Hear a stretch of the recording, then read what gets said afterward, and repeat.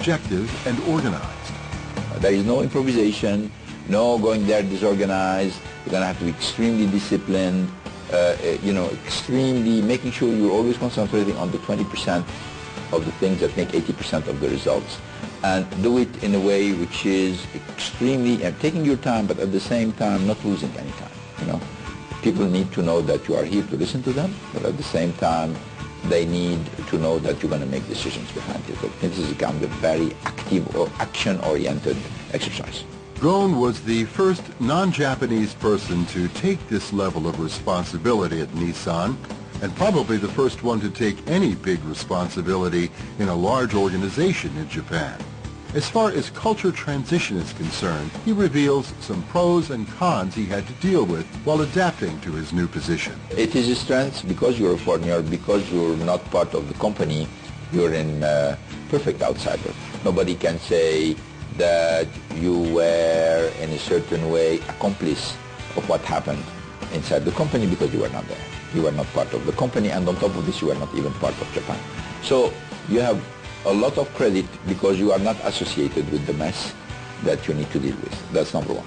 On the other side, you have a lot of problems because first you don't speak the language, and language is the main tool of communication, and when you do not master the language, it's a problem. So you have to go through interpreter, and from time to time you understand, from time to time you don't, from time to time you ask a question, but it's not exactly the question that you meant which is being translated. A lot of small difficulties like this. More than 10 years have passed, and most of those small difficulties have been overcome. Today, Gon maintains he has more reasons to enjoy working in Japan than he would anywhere else. I find that being a CEO in Japan is something which I like, even though I'm not Japanese. I never worked in Japan before, but I like it. Why? Because people in Japan are extremely disciplined, and they look to their hierarchy with a lot of respect. And they are engaged with the strategy. Whenever you decide the strategy you explain, they are engaged. You don't spend too much time making sure that people are doing what they should be doing. They're going to do it if they are convinced this is the right thing to do. So personally, I think being CEO in Japan is something easier than in other countries. As the chief executive officer of an automobile manufacturer, more than making decisions concerning numbers and investments, Gon also likes to get involved in the development of new models. He's especially keen on taking part in the design process of electric cars. I am involved into the design of new models, but in the final phase. This is a job which changes a lot with time. At the beginning, when I was operating in Nissan, I was extremely hands-on, and I was participating into the selection of different type of design and until the final decision. But then we empowered people, we have now very solid executive committee, we've defined different kind of responsibilities. So I have selected some cars on which I make the designs, but other cars, it's done within the existing system. So it has been a moving system. It's not exactly the same today than it was 11 years ago, but I'm still involved in too many designs. For example, the flagship cars of Nissan or the flagship car of Renault, I'm involved into the design. The electric cars. For example, when we had to make the decision on the design of the electric car of Nissan, the Leaf, I was a decision maker. When we had to make the decision on the design of the electric car of Renault, Zoe, I was a decision maker. I'm going to be involved into many decision design for Infiniti. Infiniti is a luxury brand of Nissan. I'm involved into these designs because I want to make sure that the cars coming to the market are really going to be competitive against the other luxury brands. No wonder the CEO pays close attention to this area of his business. Along with low-cost vehicles, electric cars are one of the most promising market segments in the global automotive sector. This is something which is very important. The car is very important for people, but at the same time the environment is very important. So the only solution for this is if the car is important for me, the environment is important for me, somebody is going to have to bring me a solution where I can drive my car peacefully and feel good about the environment. The only solution today is the zero-emission cars. There is no pipe, no exhaust pipe, there is no gasoline, there is nothing.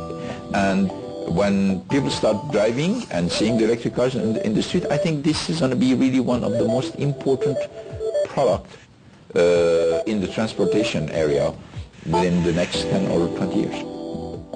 Concerned with the environment and with the future of the two companies he runs, Carlos Ghosn seems much focused on giving the best of his performance to achieve his goals. There's no doubt his dedicated profile has helped him build a very solid career. When asked if professional success is a result of talent, determination, or luck, the multitasked business superstar gives his recipe. I've never seen anybody being successful in something where he's not talented. It's very rare.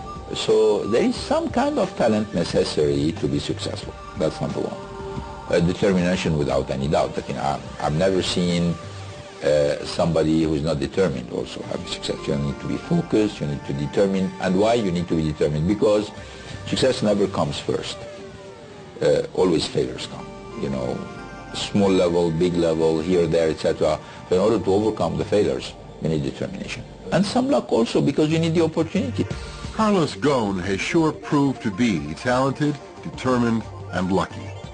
Next on CEOs Unveiled, we'll find out Franz Koch's highlight moments as the young Chief Executive Officer of Puma.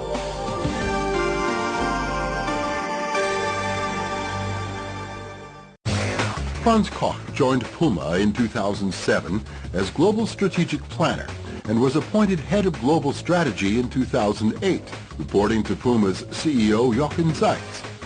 Prior to this, he had worked for international management consultancy Oliver Wyman for several years, focusing on the development of growth strategies, launch of startup businesses, and execution of turnaround programs in various industries. I have to say, ex-post, it was a great experience in consulting because you learn the basic management skills in terms of analytics, in terms of structural work, in terms of communication, in terms of leadership. So those are the 4 key dimensions that I've benefited greatly from our work as a consultant, which I really can capitalize on every single day in my current role at Puma. The biggest part of 32-year-old Koch's job will be executing the 5-year plan that Zeitz outlined to the public last year to get Puma to 4 billion euros in sales by 2015. It's a task Koch says he feels comfortable with. In his previous role as head of global strategy, he worked closely with Zeitz to create that plan. It's true that I was one of the major driving forces of the development of this plan, actually in combination with Jochen Zeitz and the rest of the managing board. What I can bring to the table is probably the right mix of strategic thinking and objective drivenness, but also a certain pragmatic approach that is a nice combination in order to execute on this plan. And what I can also bring to the table is the passion for sports, being an athlete myself and passionate about any kind of sports really. And also lifestyle, the lifestyle space, living in metropolitan areas and hanging out with friends and family and just having a good time. So it really feels like my passion and my hobbies are part of my job now, and that's what makes it unique. Puma is a brand with a remarkable history in the context of the sportswear industry. Its founder, Rudolf Dassler, used to own a successful sports shoe factory in Germany together with his brother Adolf. Rumor has it that the two brothers got in a fight due to political divergences during the Second World War and decided to split in 1948, the date when Adolf created Adidas and Rudolf started Puma. Since then, the brand has passed by several phases, and today it is Koch's job as CEO to make sure they successfully achieve their latest business strategy, which they named Back on Attack. The new 5-year growth plan, which targets the 4 billion euros in sales by the end of 2015. We've gone through the first year of that plan already in 2011, and we are very pleased about the result we have achieved with the 3 billion in sales. It's a new milestone for Puma.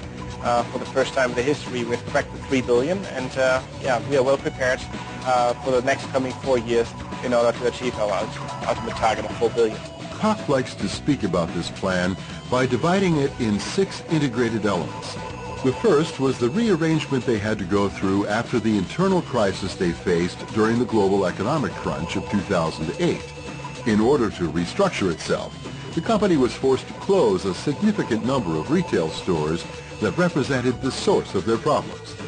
The second step was optimizing their business model in order to be more efficient and build a stable platform for further growth.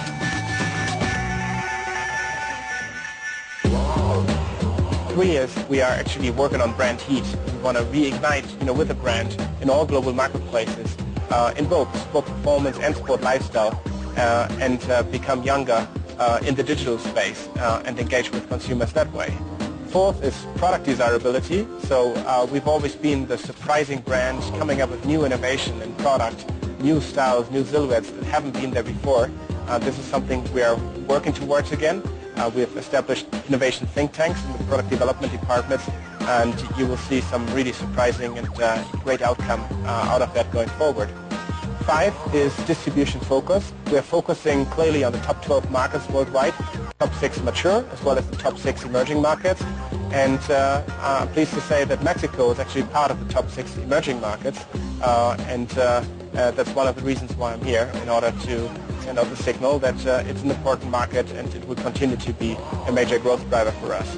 And last but not least, point 6 is about the development of the non-Puma brands with Cobra Golf and Tretorn. We made an acquisition with Cobra Golf 2 years ago, and we want to exploit the full potential with Cobra Puma Golf now. And second, Tretorn is a little outdoor brand, Scandinavian inspired, and we believe we have the potential to create a meaningful player in the outdoor space. So that in a nutshell tells you where we are going with our long-term strategy.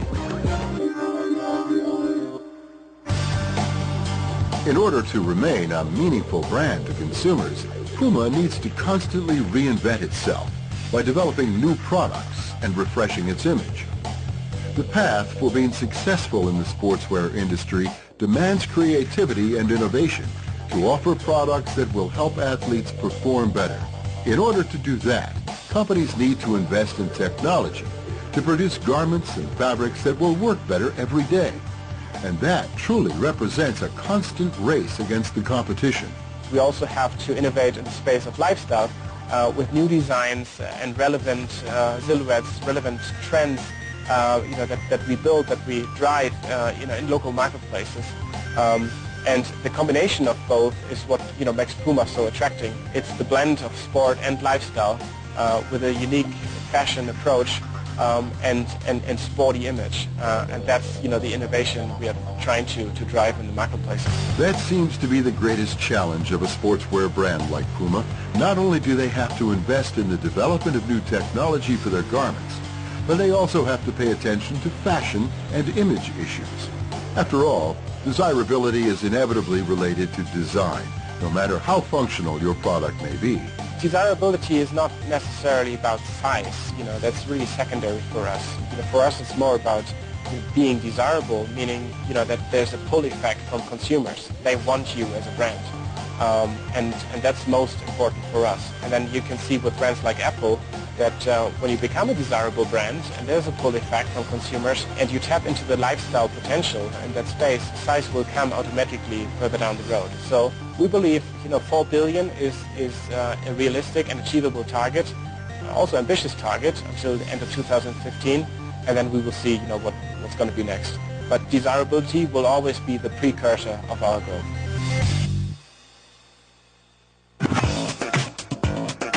Franz Koch sure has a lot on his CEO agenda, and as it should be, the former athlete is showing great excitement about his new mission of leading Puma to attaining its goal.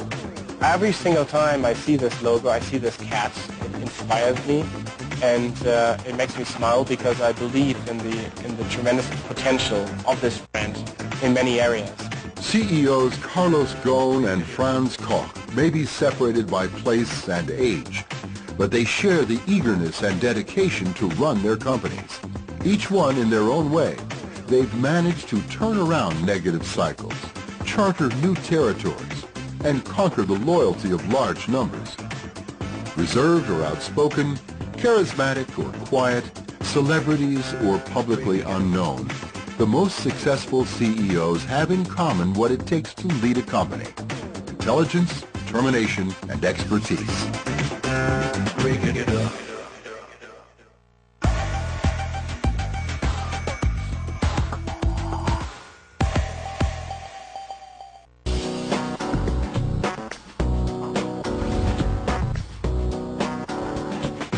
Nissan.